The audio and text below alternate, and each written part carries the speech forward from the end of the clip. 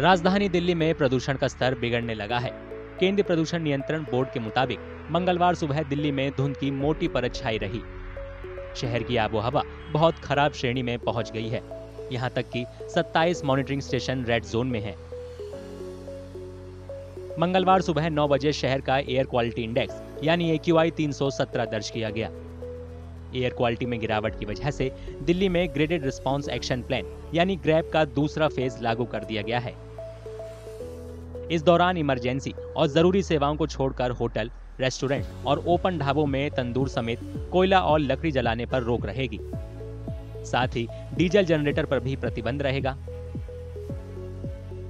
दिल्ली के अंदर ही नहीं, पूरे उत्तर भारत में जिस तरह से बारिश के बाद हवा की गति अब धीरे धीरे कम हो रही है और टेम्परेचर डाउन जा रहा है, तो अब धीरे धीरे पोल्यूशन का स्तर बढ़ रहा है। ग्रैप के 4 चरण हैं। पहला चरण जो है वो 200 से 300 AQI होने पर लागू होता है। 300 से ऊपर होने पर ग्रैप 2 के नियम लागू होते हैं। इस ग्रैप का मकसद क्या है? ग्रैप का मकसद ये है कि अगर मौसम प्रतिकूल होता है तो जो सोर्सेज हैं उनको कंट्रोल किया जाए। इसलिए पाबंदियां लगाई जाती हैं कि जिन वजहों से पोल्यूशन पैदा हो रहा है उनको कंट्रोल किया जाए।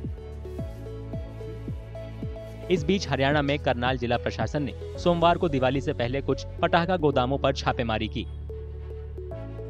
रोक के बावजूद भारी मात्रा में पटाखे मिलने के बाद कुछ गोदामों को सील कर दिया गया है। एक ही मैसेज है कि आप जो प्रतिबंधित पटाखे हैं उनकी सेल ना करें, और अन्यथा प्रशासन कितने गोदाम सील किए सर करनाल में आज? अभी वो कार्रवाई चल रही है। दिल्ली हाईकोर्ट में पटाखा बिक्री से जुड़े मामले पर सोमवार को अहम सुनवाई हुई थी। कोर्ट ने साफ तौर पर कहा था कि राजधानी में पहले ही काफी प्रदूषण है, ऐसे में वो पटाखों की बिक्री की इजाजत नहीं दे सकता।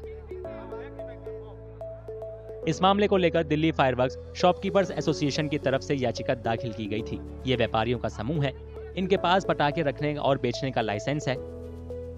दिल्ली सरकार ने इससे पहले हरियाणा, उत्तर प्रदेश और राजस्थान सरकार से प्रदूषण में सुधार के लिए मिलकर काम करने की गुजारिश की थी। अधिकारी बताते हैं कि वायु गुणवत्ता प्रबंधन आयोग की ओर से जारी ग्रैप के नियम न केवल दिल्ली पर बल्कि उत्तर प्रदेश, हरियाणा और राजस्थान समेत पूरे NCR में लागू रहेंगे।